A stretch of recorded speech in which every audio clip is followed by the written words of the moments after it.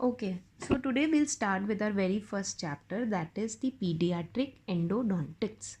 So as we know, in primary teeth the dentine is porous. Okay? So if the dentine is porous, that means this is why it makes the primary teeth very much prone for cavities or decay. Now how does my dentine reacts to the caries? What happens when the deep caries occurs?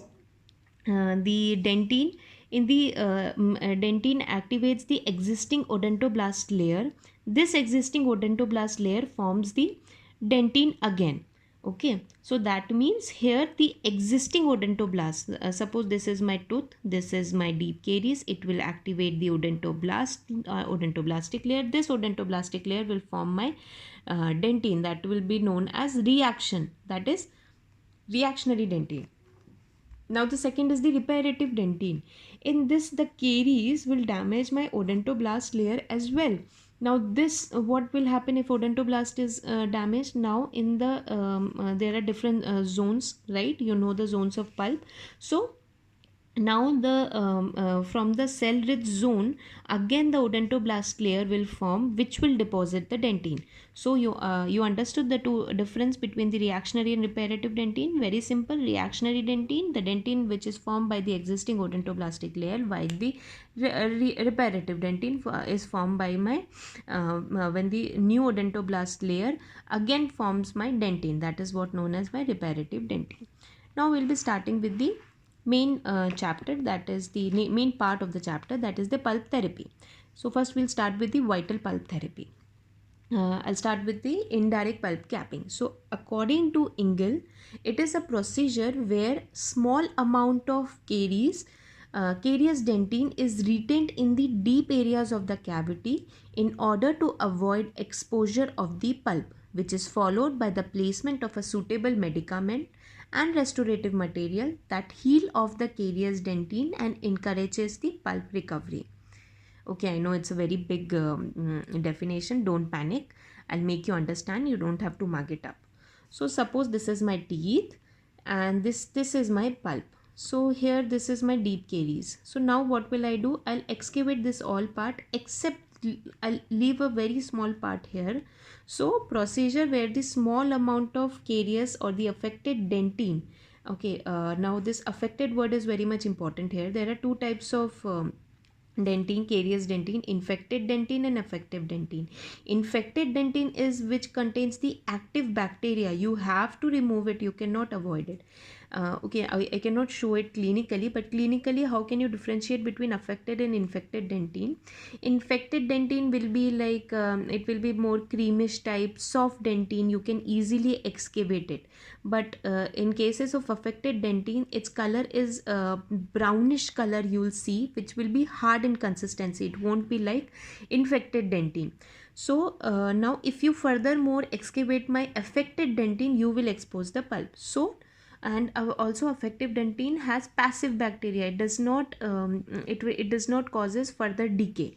So I can leave small amount of affective dentine in order to retain in the deep areas of the cavity in order to avoid the exposure of the pulp, which is followed by placement of a suitable medicament. Now here what will I do? Over my affected dentine, I'll place a suitable medicament which will, and further I'll do my restorative treatment so that my dentine can heal and my pulp can recover.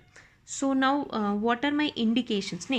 Before starting with indications, I'll talk why do I do this. I do this with the motive to arrest the caries, to promote my dentine deposition, to stimulate the reparative dentine formation, as well as remineralization of the carious dentine. That affected part of the carious dentine can undergo remineralization. So these four you must understand. You must understand the very much objective you are performing before performing a procedure.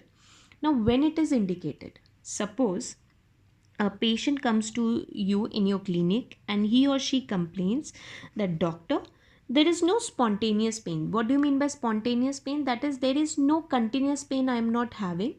I'm having a very mild type of pain which only occurs while I eat something, or if I take hot beverages, and there is no night pain or anything, so basically the patient is having pain due to food accumulation. Okay, clinically what will you see? You will see a very large cavity, and but the patient won't have there will be no swelling, there will be no lymphadenopathy. When you do the examination, the gingiva will also, there will be no discoloration of the gingiva, and the tooth is vital. Tooth is non vital, so if tooth is vital, the color won't change. Radiographically, you will see a large caries which is close to the pulp, and the lamina dura is normal, and there is no interradicular radiolucency. That is, what do you mean by interradicular radiolucency? You won't see any bone changes. Of course, lamina dura intact hai, so that means there is no bone changes. So these are my radiographical examination. So now when you won't do it? Contraindication, opposite to indication. Suppose the patient comes to you and patient आके बोलता है, doctor, I am having very much pain, and I have even taken medicine as well, but the pain is not going. So I am having a spontaneous sharp shooting pain. I cannot tolerate the pain. So because he or she cannot tolerate, he or she might have taken medicine as well, and nocturnal pain is also there, doctor. That means you but patient won't say that I am having pain while sleeping. You will have to ask the patient, do you have pain while you lie down? Does your pain increases, or is the pain is causing you sleep disturbance? Then he or she might tell you that, yes doctor, I'm having very much pain, it increases at night also, so I'm not able to sleep. So, and the possibility, it clinically you might see that the tooth is mobile, parallel gingiva. That means the gingiva color, the gingiva is inflamed, the tooth is discolored, and it is non-responsive to electrical pulp testing. Okay, so we'll talk about this electrical pulp testing in our later videos. So now, and of course, lamina dura will be broken radiographically, and furcation involvement. Furcation involvement matlab this that infection has come here, so you will see interradicular radiolucency. Okay, so I'll show you now clinically. You if you make this diagram in your exam, it will be good for you. So you can see this A B C three pictures you can see. In the very first figure, you can see that the caries is here, but and it is very close to the pulp, but it is not involving the pulp. So now further, if you keep on excavating, it might cause pulpal exposure. Now what will I do? I will leave my, this is my affected dentine, I will leave my affected dentine, I will place suitable medicament, that is calcium hydroxide. Earlier we used to place calcium hydroxide, now biodentine and MTA and such medicaments are there which promotes healing much better. As you know, calcium hydroxide used to cause tunnel defects. I will be talking about this calcium hydroxide in a later in this pediatric endodontics only, but in the later videos. Okay, and then you can place a temporary restoration. ZOE is placed. Now the tooth is ZOE is placed. Then after placing ZOE, you won't give the permanent restoration immediately. You will wait for a period of 2 weeks. You'll call the patient and you will do the permanent restoration if the tooth is asymptomatic. That is, the patient ka complaint is gone, pain or any discomfort while having hot beverage or anything, if that is gone, you will just do that composite restoration. In books now it is amalgam also they have written, but we don't use amalgam nowadays.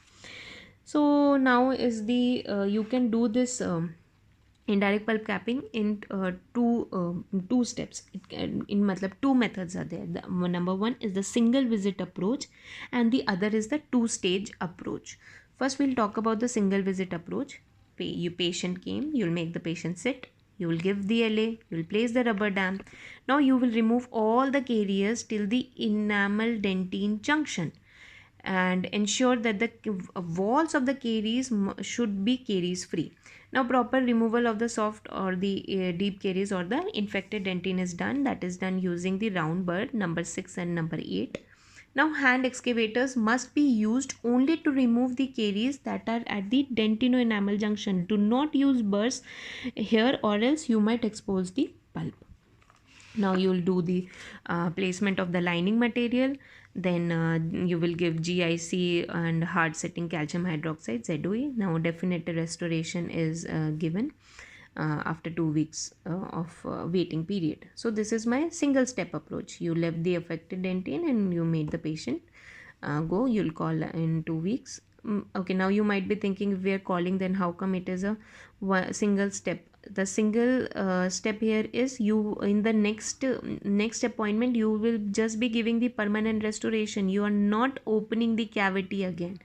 But in contrast, in the two step approach, that is the stepwise excavation, without LA, initial caries is removed, cavity is restored before for 1 to 3 months using ZOE, cement or GIC. Following this, further caries is removed and a definitive restoration is given under LA. That is, patient will be called again. Okay, now this is for my MDS people. According to Andy Janiga, 2018 had concluded that teeth restored using single visit technique is more likely to remain vital during the follow up, as the re-entry in pulp is not needed, so unintentional pulpal exposure can be avoided in my single visit approach. Okay, so here it ends the indirect pulp capping. Next we'll be starting with direct pulp capping.